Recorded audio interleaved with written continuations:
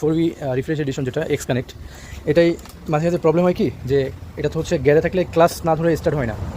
তো যখন গিয়ারে থাকতেছে ক্লাস ধরতেছি, স্টার্ট দিচ্ছি, স্টার্ট নিচ্ছে না, হ্যাঁ, সেলফ দিলে সেলফ নিচ্ছে না। আবার হাফ ক্লাসগুলো মাঝে সমস্যা হচ্ছে। এটার মেইন প্রবলেমটা হচ্ছে এইখানে হচ্ছে এই যে ক্লাস একটা সুইচ আছে, এই ক্লাস সুইচের জন্য এই প্রবলেমটা হয়।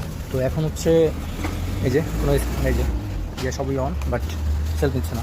আর এরপরে আচ্ছা, এইটা হচ্ছে সেই ক্লাস সুইচ, এটা হচ্ছে নিউ। সো এটা সেট আপ করার পর আসলে রেজাল্ট কী আছে সেটা আপনাদেরকে দেখাবো। আমি মেনলি হচ্ছে এই প্রবলেমটা ফেস করতেছিলাম অনেকদিন ধরে।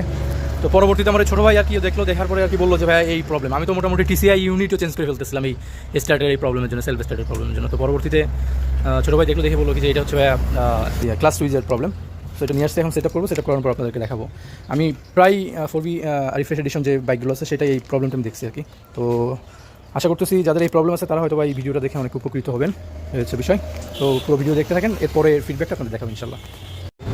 এটা হচ্ছে পুরোনো কেবলটা, মানে সুইচটা এই যে হচ্ছে এখানে পুড়ে গেছিলো, এই জন্য এই সেলফে প্রবলেম হচ্ছিল। আর এটা হচ্ছে নতুনটা, নতুনটা হচ্ছে এই সুইচটা লাগানো কমপ্লিট হয়ে গেছে।